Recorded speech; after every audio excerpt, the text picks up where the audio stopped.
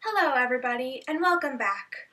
I'm Corinne Cooper here on 9 News at 8 and it is National Marine Day. We were feeling a little festive, so even though we are completely landlocked here in Colorado, we decided to celebrate by bringing a little piece of the ocean to you. This is a live feed off the coast of California where a group of generous scuba divers are taking this video. Our first piece of business is Bong Hits for Jesus. An 18-year-old boy in Juneau, Alaska stood across from his school 5 years ago holding a sign that read Bong Hits for Jesus while at a school-sponsored Olympic run.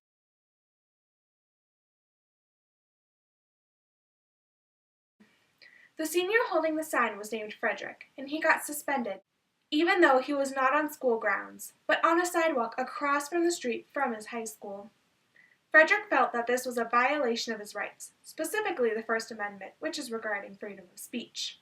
This case eventually made its way up to the Supreme Court, where the trial was heard last Friday. We were able to be there and managed to get a few exclusive interviews from both legal teams before the trial. Let's go to those now.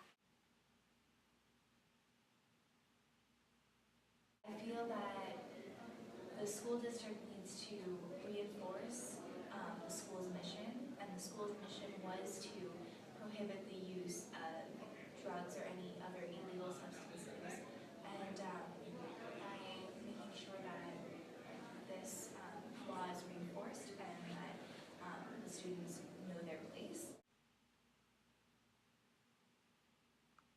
I do not feel that Frederick's rights were violated because he did express his speech, but it was during a school event. His rights were definitely violated. I think there's a bigger issue at hand, and it goes for First Amendment rights in all of the schools, like throughout the country. You have freedom of speech as a U.S. citizen, which he is, and it's like freedom of religion, freedom of speech, and he should have those things, even at school. I was lucky enough to attend this trial and the riveting arguments that were heard this Friday. Some things I specifically remembered were, in the court, Frederick's lawyers seemed to use some faulty information. For example, they stated that their client had in fact not attended school that day, when in reality he had gone to school directly after the run, and that there was no educational value to the school-sponsored event. However, the school would not have sponsored the event if there was no educational value to it. But besides Frederick's faulty points, his legal team also made some very great points, including Frederick was not on school property. His sign was not disrupting any educational lessons or learning opportunities. Frederick was not in possession of or under the influence of any illegal substances that day, and Frederick was 18 at the time, so he no longer qualified as a minor.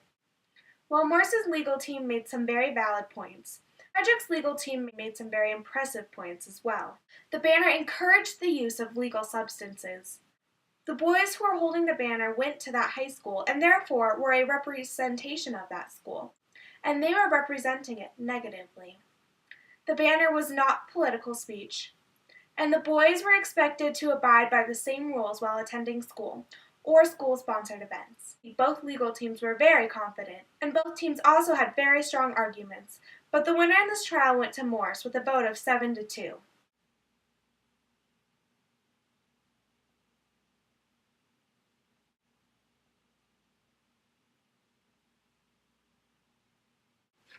This case helped the government and its citizens learn what can and can't be done in school, and how far the First Amendment of freedom of speech can be stretched.